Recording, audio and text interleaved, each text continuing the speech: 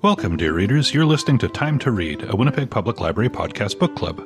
We're recording today from the Carol Shields Auditorium at Millennium Library in Winnipeg, which is in Treaty 1 territory, the traditional lands of the Anishinaabe, Innu, and Dakota peoples, and in the national homeland of the Red River Métis.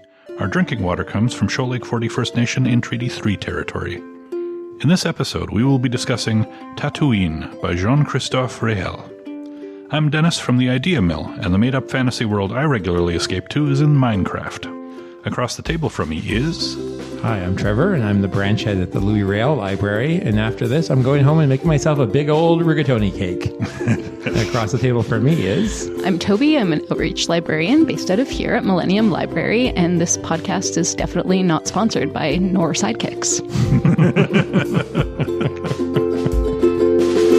A good book can carry me away from an average and ordinary day, yeah.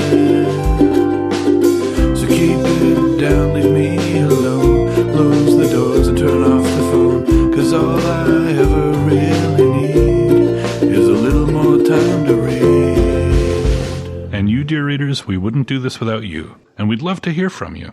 You could send us a poem describing how the latest book we're discussing makes you feel.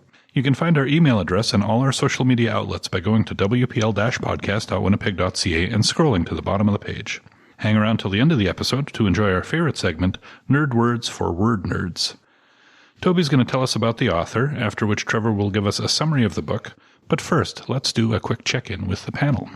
I'm actually going to lead off this time, as a couple of months ago, I had mentioned that I had been reading Record of a Spaceborne Few by Becky Chambers, and at the time, Toby strongly recommended that I should read the Monk and Robot series. So it was with some amusement that I was reading the first Monk and Robot book, and I saw on Toby's Instagram that she had just finished Record of a Spaceborne Few, so it seems like a nice circle. Did you like Psalm for the Wild Build? That's the first one, right? That's the first one. Yeah, I did. Yeah. Not as much as some of her other books, but I enjoyed it. I liked the characters and I just love her world building so much. Everyone is different, but they all feel fully realized. Mm-hmm. And the characters, it didn't go the way I expected it to. Okay. The interaction between the robot and the monk was quite a surprise to me, and I enjoyed it.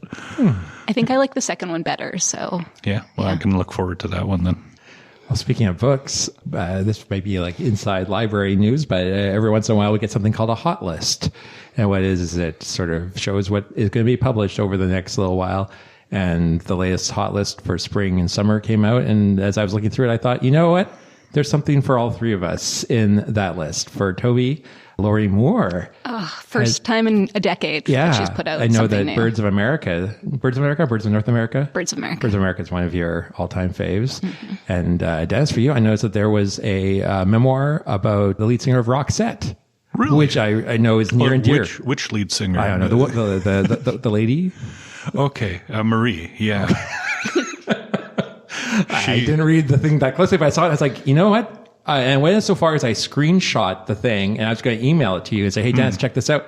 And then, yeah, she unfortunately passed away from cancer. Yeah, and I was saying that apparently, because I do remember reading the little blurb, that she was diagnosed like 20 years before. Yeah. And she had lived with this, So anyway, spoilers for anyone that wants to read about Roxette. And for myself, did anyone see anything in the hot list that you might have thought that's something I would like to read? I didn't read the hot list. That's all right. Colson Whitehead has a new book. Oh, yes. I tagged that. So I went right on the list. Boom, just like that. So I think it's going to be a great few months. There's also a new Anne Patchett, which, I have actually just completed my goal of reading all of her books, but now I have another one. Oh my gosh. It's almost as if she was like, I feel that I need to put out another one to force someone else to continue reading. Well, you know, if Amor Tolles follows your Instagram, perhaps Anne Patchett listens to our podcast, and when she heard Toby's prediction of finishing all the book, she's like, son of a bitch, I better go out there and get something out there to keep it going. If that's the case, thanks for listening, Anne. We appreciate you. Yeah. This is Anne Patchett's favorite book podcast, by the way. Oh, I'm sure of it. Prove us wrong, Anne Patchett. So, shall we go on to the Yeah, we probably should. Okay. So as you can probably see, I have a very short biography of Jean-Christophe Réhel because there's not a lot written about him, and what is written about him is mostly in French. And I don't read French, and Google Translate only will get you so far. So this is going to be very brief. So he was born April 25th, 1989 in Montreal. He is a poet, novelist, and screenwriter. He has published 6 collections of poetry, starting with the self-published Margarine in 2012. His latest collection, Peigner les Feux, is a book of poetry for children and was published in 2019. His debut novel, Ce qu'on respire sur Tatouine, was published in 2018 and won Quebec's Prix littéraire des collégiens and was on the 2020 Canada Reads long list. From January 2020 to April 2021, he published a poem every week in Le Devoir, a Quebec newspaper. He also regularly leads poetry workshops in secondary schools. He's written a TV show. It's called L'air d'aller, which just started on Télé-Québec this month, and you can watch the first episode on their website. It is about 4 friends with cystic fibrosis. He's written 2 more novels, which will be published this year, and Tatooine is currently being adapted for film. He has cystic fibrosis, which has influenced his writing. He often explores themes of illness, fatigue, and loneliness, though shot through with self-deprecating humor. And at the end of last year, he adopted a dog named Billy. Oh. Yeah. A chien. Un chien. Oui. I do see the irony of this being this year's One eRead Canada pick, and we all have physical copies of the book in front of us. But the reason for that is because One eRead Canada, which is a, initiative by the Canadian Urban Libraries Council, officially is between April 1st and 30th. And we are recording this before that date, but it will be available sometime during that date, in fact. So this is all to say that we aren't officially participating in the ebook part of it because it's not yet April. But it's still available as an ebook. It's still available as an ebook, but as Nancy pointed out, 1 copy for now, but more to come, obviously, during the One eRead Canada. So by the time you're hearing this, it will be available as an ebook across Canada. It'll be super fun.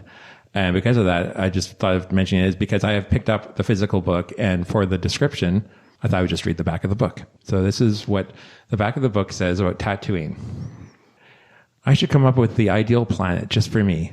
I'd call it Tatooine, almost the same as the real one, but just different enough. This planet really is my soulmate. It could be my totem, my star sign. I don't want to be a Taurus any longer. I want to be a Tatooine. It's a long way from a basement apartment in a Montreal suburb to a new life on a fictional planet, but that's the destination our unnamed narrator has set his sights on, bringing readers with him on an offbeat and often hilarious journey. Along the way, he writes poems, buys groceries at the dollar store, and earns minimum wage at a dead-end supermarket job. But not to worry. He is John McClane. He is the ghost of Obi-Wan Kenobi, with a bacteria he's never heard of, and he is Meryl Streep, among others. In between treatments for his cystic fibrosis and the constant drip, drip, drip of disappointment, he dreams of a new life on Tatooine, where he'll play Super Mario Brothers and make sand angels all day. But in the meantime, he'll have to make do with daydreams. Daydreams of normality. Daydreams of surreal little catastrophes. Daydreams of a better life on Tatooine. So, how did we find it? This was a book that I felt kind of ambivalent towards. I didn't love it and I didn't hate it, but I'm not sure if I liked it or if I disliked it. I found it kind of had this like sad boy fiction thing going on, and it really teeters on the edge of self-absorption and I'm so lonely, woe is me. But at the same time, the narrator, he's ill with a condition that sounds genuinely awful, and he's strangely lovable at times, you know, like he's charming and funny, and his observations about the world are kind of cute, like these moments of finding beauty in the everyday. So yeah, ambivalent. I found the book very, it sounds like a weird thing to say about a book, but I found it very readable. I could sort of see the author's background as a poet, because even though this is written as prose, I felt they had sort of a rhythm and a propulsion to it that I just got into. And because you are, for the most part, if not the entire thing, just reading the main character's thoughts as he goes about his business in the world, you're sort of privy to a lot of absurd observations, things that seem pretty inappropriate. But at the same time, I think we've all been there where we've if we've been in a situation and our brain kind of goes off and it starts kicking into high gear where you do word associations and you come up with a pun or something. At least my brain does. I don't know. I can't speak for everyone's brain. So that part of it I thought was relatable. It definitely gave me elements of Catcher in the Rye. I was thinking of that book, and also Confederacy of Dunces, two books that I felt either this book was influenced by or at least could be fit into that same kind of genre. And I wasn't sure if it was a genre, but there's apparently something called a picaresque story. And I'm just going to read out a few hallmarks of a picaresque story, and you guys can see whether this would apply or not. So a picaresque narrative is usually written in the first person as an autobiographical account. The main character is often of low character or social stats. They get by with their wits and rarely deign to hold a job. There is little or no plot. The story is told in a series of loosely connected adventures or episodes. There is little, if any, character development in the main character. Once a picaro, always a picaro. The circumstances may change, but these rarely result in a change of heart. The picaro story is told with a plainness of language or realism. Well, that one doesn't really apply. Satire is sometimes a prominent element, and the behavior of a picaresque protagonist stops just short of criminality. Carefree or immoral rascality positions the picaresque hero as a sympathetic outsider, untouched by the false rules of society. Yeah, I could see you making a strong argument for this being a picaresque novel then. How about you, Dennis? How do you find the story? I found it irritating. Although I will say I'm of two minds of it. Like, I didn't enjoy reading it at all, and some of that sense of poetry that you mentioned was part of why I don't like my prose to be too poetic. And also the word association thing that he often did, there was so much of it that the book felt like word salad to me. You know, it was like he does this, and it's like, I am the X of Y. It was repeated throughout. And that really annoyed me. I struggled to finish it because of the writing style. That said, it's not like I didn't like the protagonist at all. I was very sympathetic to the protagonist. I liked a lot of the other characters in the book as well. I think in society in general, disability is not very visible and not very well understood by people. And one thing I thought the novel did very well was illustrate how difficult it is to live with a disability in our society. Even when, like Canada, where we have a lot of medical supports and things, that there are so many gaps that still affect a person with various disabilities, and in this case, cystic fibrosis, and the struggle of what it takes to get through a day. So I like that a lot, that it's shown and that it's visible and that it kind of just shows you that. But yeah, so I struggle with a dichotomy. Like, I didn't enjoy reading it at all. I still consider it valuable to read because I think that exposition of disability and struggling through it is really good, but I wouldn't want to read it again. Like, ambivalence, like you were saying, Toby. Some of it could be related to translation. It's hard to say how it would have flowed in French. I assume they tried to give it a similar flow in English. But yeah, I'm undecided. I didn't enjoy the experience of reading it at all. But I can see a lot of positive aspects to the book, which is probably what I'll focus on as we talk about it more. I mean, one of the things I did like is, nothing happens in this book. There's no narrative, really. There's no plot. It's really the character's mundane existence. But somehow, like you said, Trevor, it's compelling. Like, it's readable. Like, it moves at a really fast pace. And I think it might have to do with the short sentences and that kind of stream of consciousness thing. But I just kept wanting to keep reading. I mean, there's also no chapters, so there's no good places to just take a break. There's no paragraphs either. Yeah, just yeah. Pages and pages with no indentation at all. Yeah, and it's strangely compelling, for me at least. You know, it's one of those things where you paint with like lots of little dots and stuff, and then when you zoom out a bit, you see a story. And when you zoom out, you get a story of, a person trying to live day to day with cystic fibrosis and get a job and get funds and actually get a girlfriend, and this is going okay, except then she disappears, and in the ending. Yeah. Do we want to just jump into the ending a bit? Because yeah, sure. Let's get right in it. Yeah. So the whole time you're just going through his day to day, and he's talking about his fantasy world of Tatooine that he's been building up in his head a bit, like just scattered here and there. And then he suddenly sells all of his possessions and buys a plane ticket to go to Tunisia, where Tatooine was based or filmed. The planet yeah, where the scenes for Tatooine and Star Wars were filmed. And he's getting on the plane, and that's it. It just ends right there. I mean, it has to end somewhere. Yeah, but I mean, almost nothing is happening the whole book.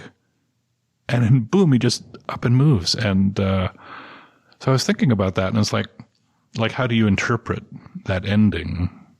Did you guys have feelings about that before I jump in, or?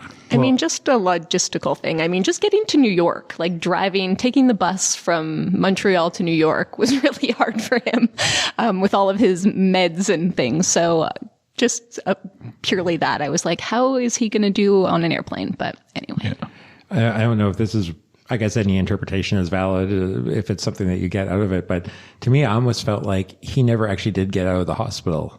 That when he was in the hospital, he just got sicker and sicker. And those things that he was talking about were like metaphors to his body shutting down, and that he was divesting himself of all of his like earthly goods. And that at a certain point in the story, there's a shift from like just following this guy around and being in his head to actually having, and I don't know, but you know how you sometimes hear people who have near death experiences and they see a light and they see things. I almost felt like the ending was his tunnel of light, that he was going to Tatooine, but he was dying. No, I don't, like, again, that's sort of the only way I could take it, because otherwise you're right.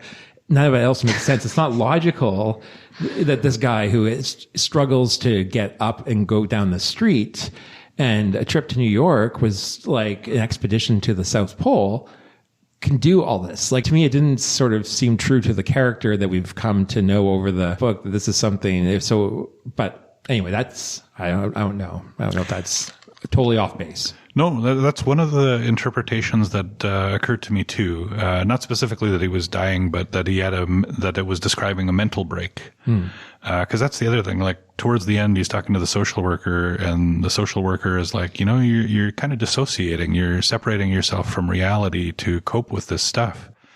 And he kind of glosses over that and doesn't really address it later. I think there's one more mention of it, but it could well be that what the book is describing is a person struggling, and the book never even mentions his depression. He's clearly depressed. And he just has a mental break, and in his mind, he's off going to travel, but in reality, he's not. That's one interpretation. The other one is that he is doing it, and it's just he's decided, you know what, I can't stand this life I'm living anymore, and I'm going to take one big shot. And so it's an inspirational thing, and it cuts off where it does, partly because realistically it isn't going to go well, and he's going to have a terrible time after that.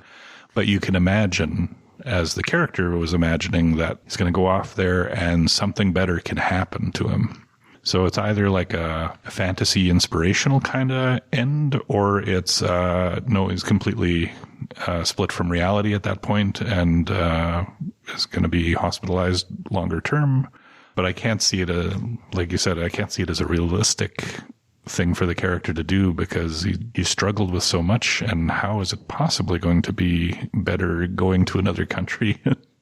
And the sudden ending too, when it happened, I was thinking of the end of The Sopranos, which is a famous, I don't know, at the end, Tony Soprano is in a restaurant with his family, and, he's sitting there eating, and a guy comes in and kind of looks up at him and sits down, and then it just doesn't seem to be leaned to anywhere. And then the screen goes black.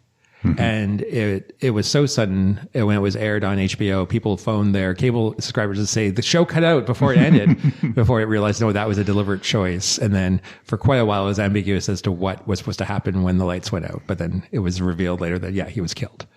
Yeah. And so I almost feel like that this abrupt ending was analogous to that in a way, that it ended, and that was not, the book ended and everything ended for him. But maybe that's too dark. And again, there's nothing that it's left up to interpretation. It doesn't spell it out. But I was having a hard time coming to terms with his choices there in the last bit, because it didn't. But then when you're not maybe well, you do make poor choices too. So it's. Yeah.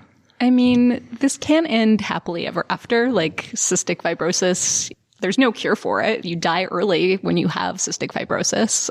So there's no way it can be like, I'm suddenly cured and I have a girlfriend and I'm going to find a better job and publish my poetry and everything's going to turn out, because it is a death sentence, unfortunately, when you have this disease. And maybe there's a bit of fatality in that too. Yeah. And it may just be like, how do I end this book? Yeah. Right. Because it is challenging. So it's not like there's a solid plot you could follow and then wrap up that way. Yeah, well, it gives us something to speculate about. I did like when he was selling off his stuff and his landlord was getting kind of sad about it. Poor Norm. Yeah. That was sweet guy. That was one of the relationships in the book that I really enjoyed kind of watching. Like at the beginning, it's just, hey, sure, I'll rent you this place. And he's kind of very lackadaisical about it and relaxed. And the narrator is like, sure, and going in. But then they develop this really close relationship. Mm-hmm. It didn't seem like a very long period of time, but they just kind of connected in a certain way. And it was sweet. It was very sweet. Just a couple of lonely white dudes. Yeah. Yeah. Sitting there alone, not much else to do. One gets the other one a job as a Santa's elf. Mm-hmm. Yeah. See, there were moments, weren't there? Yep. Once you got past the writing style, that's really the only thing I didn't like about the book was the writing style. And that was what made it hard for me to read. But the story itself as it went was fine, right? Like I say, I like the characters. You know how we often talk about unreliable narrators in the books that we read. And I was thinking when I was reading that this guy was probably maybe the opposite of an unreliable narrator, because he was so hard on himself and he was so describing his appearance and stuff. And yet he was very successful with his girlfriend. And I didn't find that part very believable. No. Did you, like those scenes, I'm like, what? And I'm like, well, if he's being so honest about these other failings in his life, surely he's not making this up. But again, maybe that goes to the whole meta idea of maybe he is having a break with reality. I don't know. And also just the fact that anyone would want to watch the Star Wars prequels is very suspect. Well, she didn't want to watch them. No, she didn't. Though. No, that's she true. endured them because she liked him. Yeah, that too was improbable. Yeah, like out of all the great Star Wars things that are out there, like he has to reference those shitty prequels. Yeah. Well, he was a real fan. I mean... But the prequels? Yeah. I'm not saying that's a good choice, but I don't think I think a lot of choices the character made weren't great choices. But the thing is, the Star Wars spoke to him, right? That was something that he connected with. And of all the different references and things that were on through the novel, that was the most consistent one. But I repeat, the prequels? Yes. No, the worst part of the whole Star Wars universe. It's not even an opinion. It's like documented. Yeah. Jar Jar Binks, I mean, eye roll. I'm not arguing that they're good. But I'm not arguing that they're even watchable. But all I can say, though, is that for anyone who has any time in New York City and they get hungry and their go-to is McDonald's, then that is a guy that likes the Star Wars prequels. You know what I mean? Like that was one of the saddest parts of the books for me, was when he's out there walking around, right? You can go to Central Park, whatever, go to a museum. The dude goes to McDonald's and he gets his cheeseburger, and I'm like, I get it, right? It's comfort. It's reliable. It's familiar when you're in a strange place. Yeah. Mm-hmm. So, I mean, for sure. But at the same time, you're in New York City, he was kind of reluctantly in New York City. Yeah. Like his sister wanted him to come, so he came. He didn't know what else to do at that moment, right? He was just, things suck. I don't know what to do. His sister says, I'll buy you a ticket. Come on over. Also, the odds that he has a passport, very slim, right? Why do you say that? Well, because to go to New York, you need a passport. Right. And you think he seems like the type of guy that wouldn't have one. Yeah. Anyway. Well, even traveling to Montreal was a pain in the butt, right? Yeah. There's nothing that says he can't travel. No, I just think that character is unlikely to have a passport. But wasn't there a whole bunch of kerfuffle? Like, was his passport expired, or there was something? Remember, they brought him in. No, it was because they had the medication. Yeah, the drug. That's what it was. Yeah, and he was, he had to justify the. Yeah, and he held the whole bus up, and everyone was mad at him. That was one of the other things I thought the book really illustrated well. Like, we're in his head, so we know, he may lie about things on a job application, or, that he horked up blood on something on the side or things like that. But he's a nice guy. He's not meaning anybody harm. But at the same time, all these different people he's running into, you can see how they would be really annoyed with him, how they wouldn't like him. As a coworker, he flakes out all the time. He's not there. He doesn't do the thing right. He's not good at his work. Yeah, he goes around and pushes doorbells and gets someone so mad they chase him, He does a lot of things that annoy other people, but he's not a bad guy. And it kind of illustrates something that I heard many years ago that stuck with me. It was an advocate for vulnerable people who was saying vulnerable people are often not likable people. And I feel like this guy is like that. He's clearly vulnerable. He's clearly needing supports that he doesn't have.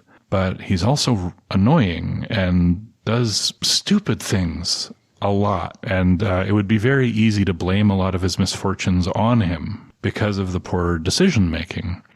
But you can see how he's struggling with all these things and how it, like when you've had to go and have a pick inserted and you got this infection and then you're like, screw it. I'm going to go to McDonald's. I'm going to eat some crappy food. I'm going to do this stupid thing because why not? I'm so tired of all of this. You can see where it comes from. And that's something you don't see when you're just interacting with a person. You interact with a vulnerable person and they're a bit of a jerk and you think, screw you, because you just have that one interaction. But there are reasons why vulnerable people may not be likable. I thought Tatooine really illustrated that very well. He still remains sympathetic as a character. I was thinking too, then if we follow that through and say that, was unlikable, then he encountered a lot of like saintly people. We consider like Norm, like was like unconditional love in a way. And his sister would go to the ends of the earth for him, showed up with her boyfriend to help him move, and then did all that she could really to include him in family stuff. And even the people that he, in the hospital, the orderlies, he kind of won over in a weird way. But,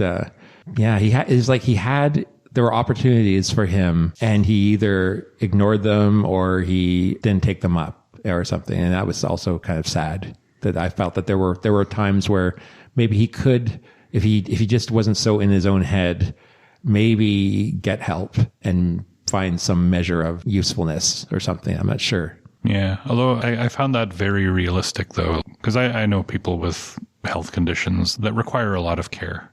And the thing is, you get tired of it. You just get so tired. Like, you go to the doctor, you go to this other doctor, you go to a physiotherapist or another clinician. You don't have the same time that other people have for fun things in your life. Your schedule keeps getting disrupted by your medical needs. And after a while, it's like, why do I want to go to a doctor? Nothing gets better. And in the case of cystic fibrosis, it's a downhill slide. Like, they haven't figured it out. They don't know how to stop it. It's just a matter of how long you lengthen your life, but how comfortable is it?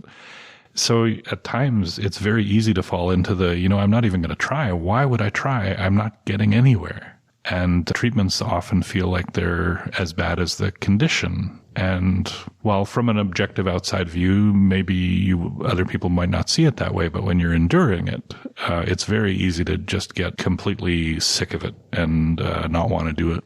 This has put me in mind of a Goodreads review that I found that I thought was quite funny, which says, reading this book, I really wanted to Google, does cystic fibrosis turn you into an asshole? So. And it doesn't, but it's just enduring all of the things that go with it do. Yeah, I'm no doctor, but like you're saying, he had more going on than cystic fibrosis. So there was depression, there was an OCD element, there was maybe a personality disorder. There are things that, like this guy, he had layers of things that he was working through, and he probably didn't even realize he was. But as readers, it was quite obvious. Well, and a lot of the times people would ask him how he was, and he was just, I'm fine, doing great. And that's something that happens a lot when people are sick a lot, is they don't want to get into it with you because there's just too much, and people try to be well-meaning and say, maybe you should do this, maybe you should do that. And you've done it 20 times already, so you don't want to hear it anymore. So one of the things that occurred to me too, he talked at one point about going on welfare, and I noticed there was no mention anywhere of him getting disability payments. I have looked up how you apply for disability in the past. It's remarkably difficult. Like, you read this book and you know this guy struggles to work. Just any job he can have, even if he can do it for a while, he gets sick again, goes to the hospital, and then can't show up for work, so he loses his job. But the requirements on Canada Revenue Agency's website for applying for disability, like EI disability, where you get payouts regularly, he wouldn't qualify because he can go out and shop for groceries. He can go out and get his own stuff. He can drive. He's too mobile and effective to qualify for disability payments. But come on, right? Yeah. He has cystic fibrosis. He's out of circulation for long periods of time due to his health condition. And I mean, I might be wrong. I'm not a tax expert or a disability expert. It's just my personal reading when I looked at the rules for what you have to actually have for them to pay you disability. It's really, really hard. And I don't think he qualifies, which is why the character didn't have that option, but didn't even mention it. But that still feels very wrong to me, that someone can be that sick and struggle that much and they still can't get that kind of a benefit. So I would have thought that's what we have it for. And the character himself doesn't even really talk about the deficits in the support system he has. Because you could be in that position and you could whine about how difficult things are. And I say whine, but it's like it's justified, like it's legitimate. He has a lot of struggles that he needs help with, and there isn't any support for it, especially for him because he doesn't have any family close by. But he doesn't complain about it. He just tries to find a job while he can and to write his poems and try to get them published.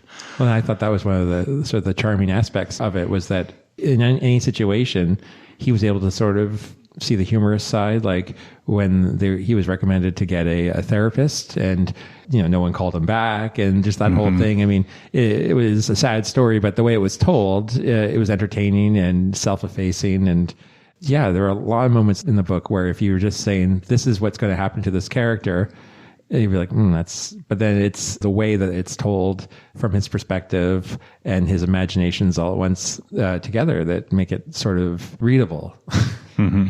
I want to say he had a good attitude, but also that's complicated because he was also disassociating from the world around him, and that's potentially dangerous. He was very resilient. He tries. He tried. Oh man, he did try very hard all the time. Yeah, he tried almost by not really engaging, right? Whenever there was a situation, he was like, well, I'm not going to deal with the situation. This is like Eyes Wide Shut, or this is like Die Hard, or this is like on Tatooine, or in fact, he didn't even call his girlfriend by her actual name. He kept referring to her as Amidala. Made me half wonder if he actually called her that. I don't even know if he had sex with her. Yeah, she was a hard character to get a read on too.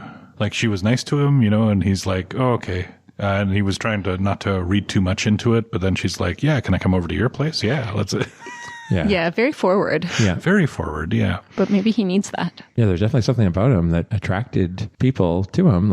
Well, he is a poet. It's true, and a nice guy. Yeah. That's the thing. In the end, he was a nice guy who was struggling with things. Nothing not to like about him. I mean, granted, if you're throwing a party and he came and he puked all over your carpet, maybe you wouldn't be so fond of him. Yeah, but the brother got him drunk. Yeah. Have some more creme de menthe. Oh, man, yeah. As regular listeners of the podcast know, I can't read a book without going to Google Street View. And this was no different. So I was touring the streets of Repengne, which was the neighborhood that our character lived. And sure enough, every once in a while, he would actually name street names. And so I really got into it. I really got into the street. And did you know that whole sequence where he's walking down the street and he sees his old couch on the front and he's sad because he had sold it with the contents and he thought the new guy was going to use it and didn't? Well, I was on that very street and look, there is a couch on the street on Google Street View. Now, it wasn't a magenta couch. It was white. But I nearly fell off my chair when I was scrolling through the street. And I was like, what's that white thing there? That's a couch on the very street where he supposedly saw his couch. So now I don't know what to think. Maybe that is his couch. That's amazing. Yeah. So I just wanted to bring that. I'll put a picture of that up on our show notes. And it was just one of those moments that's like, I know you guys are probably tired of me talking about Google Street View, but I always keep finding amazing things on there, and I'm not going to stop. No, it makes me well, I don't know if the picture is from like 2018 or whenever he was writing the book, and he based that on that. You know, this was July 2017, so it could very well... It could have been his actual couch. Yeah. Wow. I hope it was. Yeah, I do too. You know, I'm on Google Street View. What? Are you? Yeah, not the most recent one, but a few years back when I lived in London, my friend and I were walking around the University of Western Ontario campus, and the Google Street car drove by, and sure enough, we were there. Yeah. Oh, but they've since updated. Yeah. I think there's a feature where you can actually look at old versions. Yeah, it's actually quite fun because you can find your house and like watch the trees grow and stuff. Oh, wow. Yeah. Yeah, that'll be a thing. It'll be like a time machine. Can you imagine if we had Google Street View 100 years ago? We could go back to like what did Portage and Main look like? Well, we could if, you know, Google still allowed you access to it at the time. This is one of the things about corporate-owned That's true. repositories of knowledge. Yeah. We got anything else we want to jump into, or got any final comments about the book? It's an interesting choice for this one eRead Canada thing. I'm curious what their reasoning is for choosing this book. Oh, right. I was also going to mention that the one eRead Canada, they have a Facebook group just for discussing this book. So you can find it, of course, on Facebook, facebook.com/groups/one eRead Canada. And it's hosted by the Vancouver Public Library. Mm-hmm. And right now there's not really anything up because, of course, at the time of recording, it's not April 1st. But by the time everyone hears this, it will be past April 1st. And so perhaps maybe there'll be other people that will comment about the book. Hopefully there will be. Maybe perhaps someone will have listened to this podcast and given their thoughts on there. And yeah, I'd be very curious to hear what other people think about this book across Canada, to see if there are regional takes or those that have read or listened to the original French language version versus the English version. Everything through the One eRead Canada website. They will have interviews with the author and interviews with the translators at some point. So that would be your one-stop shop to find all the information for this year's One eRead Canada. The one question I have for the translators is pull a face really a thing anywhere else? I've never heard that expression for make a face. Oh. Have you ever heard that? It didn't stand out to me as being odd. Oh, see, for me it was weird. I pulled a face. It's like, you pulled a face? I've never heard it said that way before in my life. Well, and one of the translators is originally from Ireland and the other from England. I wonder, could it be a British-ism? I don't know. I just found it weird. There was only one time where he said he made a face. The rest of the times it was always pulling a face. Anyway, minor note. It caught my eye. Perhaps a future nerd word. With that, I guess we'll wrap up this segment. Although if you're listening to this and you have a very different opinion of it than we did, feel free to email us about it at wpl-podcast@winnipeg.ca. But in the meantime, we will move on to our next segment. Can you tell me a book I would also like? I struggled with this as this is not really the type of book I generally read. So I thought maybe I can find another book by a French Canadian, or a book with a sad white male narrator, or something really gritty and spare. But I came up short in those categories. So I'm recommending a book which is also a novel in translation. But that is all it has in common with Tatooine. Love in the Time of Cholera. Oh, no. God, no. The book is Kim Ji-young, born in 1982 by Cho Nam-ju. It was originally written in Korean. It was published in 2016. And I don't think a lot of people know about this book, which is a shame because it is fire. This book starts out with our titular protagonist, Kim Ji-young, in the present, having what appears to be a psychotic break. She is impersonating other women, but she's not aware that she's doing so. And then the narrative goes back in time and follows her through her life. And every stage of her life is impacted by sexism and misogyny. So as a child, she is seen as inferior to her brother. At school, she has to eat lunch after the boys. Her father blames her for being harassed. At university, her lesser male counterparts are chosen for internships.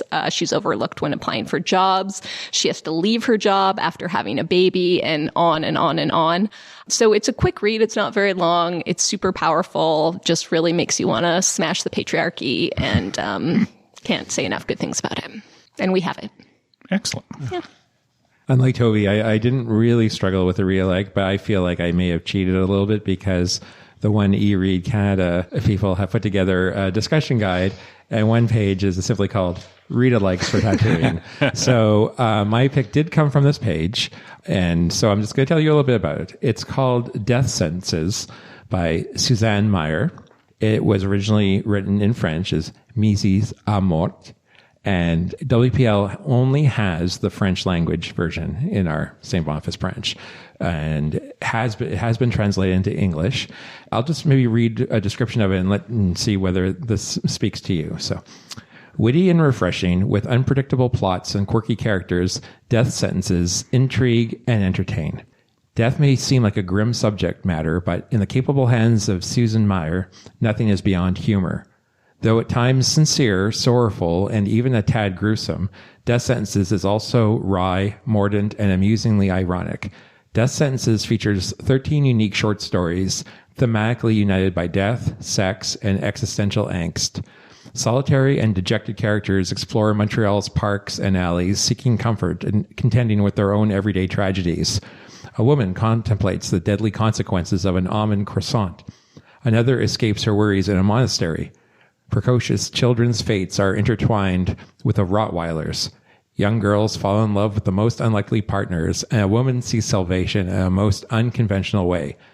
The tales in Death Sentences intrigue, surprise, and entertain, from one page to the next. Have you read this book? No, I have Okay, not. okay. I have read the Read-alikes for Tatooine discussion guide. I want to know what the deadly consequences of an almond croissant are. I want to know what an You'll have to read unconventional it. salvation looks like. So I may talk to our collections librarians and see if they are able to find an English language translation for the collection. That would be cool. And if they can, I will be most grateful, as will perhaps other readers of Tatooine. So my book recommendation comes from the book, although that's not how I selected it. Catcher in the Rye by J.D. Salinger, which Trevor has with him right now. I mean, I'm not someone that always carries Catcher in the Rye with me. I just want to make that clear that, I'm not a conspiracy theorist necessarily. So just wanted to get that out there because. Yeah, because it has weird. It was mentioned in Conspiracy Theory, the movie. Right, for right. Its So association with certain assassins and since, we may have a wider audience than normal, I just want to get on record. I don't want anyone to get the wrong impression about me. I do have a copy of it though. That part is true. So reading this book and the idiosyncratic style of the narrator reminded me of Catcher in the Rye by J.D. Salinger, which was originally published in 1951. It follows Holden Caulfield after he's just been expelled from yet another school, wandering around New York City, encountering a number of people and situations, trying to escape from the phonies and find some real meaning. And I thought of this book very early on while I was reading it because of the writing style, so it was a bit of a surprise when it was mentioned specifically in the book because the narrator's sister's boyfriend liked to read it every Christmas, and I thought that was a nice little nod to something that must have been an inspiration while this was being written. It's been a while since I read Catcher in the Rye, and if you look at reviews of it, it really seems to depend on when you read it in your life. Some people love it, some people hate it, some people like it at one point in their life and then dislike it later, and it has a wide range of opinions, but it's a classic and definitely worth a read, especially if you like Tatooine. So now it's time for everyone's favorite segment, Nerd Words for Word Nerds. Wherein our panelists chat about words that caught our imagination recently. I can go. But when you're saying that, I always have that theme music in my head. No, do you know what I'm talking about? Do you know what I'm talking about? Yeah. Herb Alpert and the Tijuana Brass. Okay. Yeah. Yeah. That goes I through don't my think head. I can cut it in. Oh, darn. No, copyright and all. But The royalties. Yeah. All right. Anyway, my word this month is sidekick. Which, of course, in this book is a reference to one of the protagonist's favorite foods, nor sidekicks, which I don't think I've ever had. Have you had them? Yes, I they used good? to eat them a lot. Okay. When they've been around a while. I don't know if they were always owned by Knorr because these food companies traded, but in the 90s, I feel like I had them about half my meals for a couple of years. Wow. Was there one in particular that you really liked? Well, it's like noodles and sauce type stuff, right? So, Yeah, but there's a lot of varieties. yeah, so I would just get different varieties all the time. Oh, okay. You know, but they were easy to make. You know, my idea of a balanced meal was just that there was enough for me to eat. I didn't have veggies and the starch and stuff, you know, separated out. Much like this character. Yeah. So I'm not talking about the sidekick side dish, but the word, which according to Merriam-Webster is a person closely associated with another as a subordinate or partner. So we see this all the time in literature, in movies, and pop culture. Think Sancho Panza, Dr. Watson, Tonto, Robin, Samwise Gamgee, Ron Weasley, etc., etc. The first recorded use of the term is from 1896. It's believed to have originated in pickpocket slang. Kick was the front pocket of a pair of pants, believed to be the pocket safest from theft. So the person by your side is your closest companion. They're beside your kick. I don't know if I buy this origin story. I can't find anything to back it up, but it's all that's out there. Earliest recorded sidekicks may be Enkidu, who was a sidekick to Gilgamesh, but you also have Patroclus to Achilles and Aaron to Moses. And maybe in this book, his sidekick is literally sidekicks. I don't know. Or Norm. Maybe Norm. Yeah. I don't think he really had a sidekick. He was like a solo lone hero wolf type. Yeah. Well, my word this month came indirectly from the book. The narrator had a book called Soviet Mountains and Valleys, or Mountains and Streams, or something like that. And then he thought, well, maybe it's like the mountains and streams of cystic fibrosis. And he carried that with him and in fact left it at his sister's place. His sister's boyfriend was reading it. And anyway, early on when the book is first mentioned, it talks about a country that I had never heard of called Kyrgyz. I was taken by this because I felt like in this day and age, I've heard of every place. And I said to myself, you know, cockily, and no, there's a country that used to be part of the former Soviet Union that after the Soviet Union collapsed came Kyrgyzstan. And now it's known as the Kyrgyz Republic. It's a landlocked country. But what really I was taken with is their flag. And I printed a copy of it, but then of course I will put a proper full color picture on the show notes, but for our purposes, it's black and white. So for Dennis and Toby's purpose, it looks like the Xbox logo. Yeah. So you can imagine like this, a dark red background with yellow. Yeah, in the middle. So that can give you an idea. There are 40 points of sun around that represent the 40 tribes of Kyrgyz, which apparently is what Kyrgyz means in the Turkic language, is a collection of 40 tribes. So very specific. And the part that I love about this flag is that the middle part, which is the sun, this is supposed to be what you see when you're lying in a yurt and you're looking up through the roof. Oh. Because they are a nomadic people.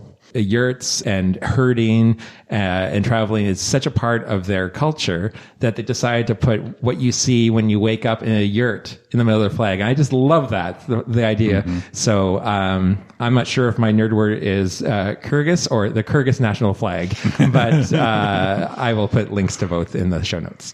I don't think Kyrgyz national flag counts as a word. Right. Kyrgyz then. Yes. What's the capital of Kyrgyz? They're nomadic people. I don't think they would have a capital. I don't know if they have anything big enough as a city. The capital of Kyrgyz is Kyrgyz. Sure. I don't know, Toby. Okay. We will leave that as an exercise for the listener. So my word for this month is latibulate, which means to hide in a corner. It's derived from the Latin latibulum, which means either hiding place, refuge, or refers to an animal's den. I saw it mentioned on a post on Mastodon a couple of weeks ago, and I thought it was very appropriate for this book. So, latibulate. Pardon me, I shall be latibulating. In Dagobah. Yes. So unfortunately, that's all the time we have for this month. Thank you so much for joining us, dear readers. For next month, we're going to read and discuss The Bluest Eye by Toni Morrison. The Bluest Eye is Toni Morrison's first novel, a book heralded for its richness of language and boldness of vision. Set in the author's girlhood hometown of Lorain, Ohio, it tells the story of black 11-year-old Pecola Breedlove. Pecola prays for her eyes to turn blue so that she will be as beautiful and beloved as all of the blonde, blue-eyed children in America. In the autumn of 1941, the year the marigolds in the Breedlove's garden do not bloom, Pacola's life does change in painful, devastating ways. Have comments or book suggestions for us? Send us an email. You can find all our contact info at the bottom of the page at wpl-podcast.winnipeg.ca. You can also find all our past episodes there too. If you haven't already, subscribe to Time to Read on your favorite podcasting service and maybe leave us a review. Tell your book-loving friends about us too. And until next time, make sure you find Time to Read.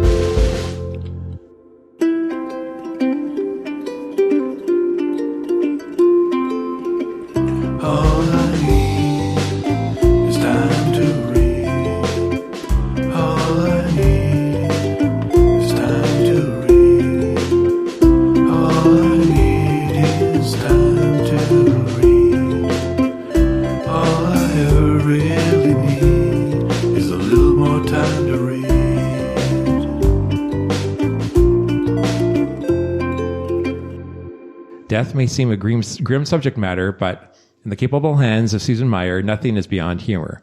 Though at times sincere, I am just realizing I copied and pasted. You got it twice there. Oh, Lord. Okay. What the heck? That is weird. Oh, this is how this day's going. I'm just going to where am I going to finish this thing off? I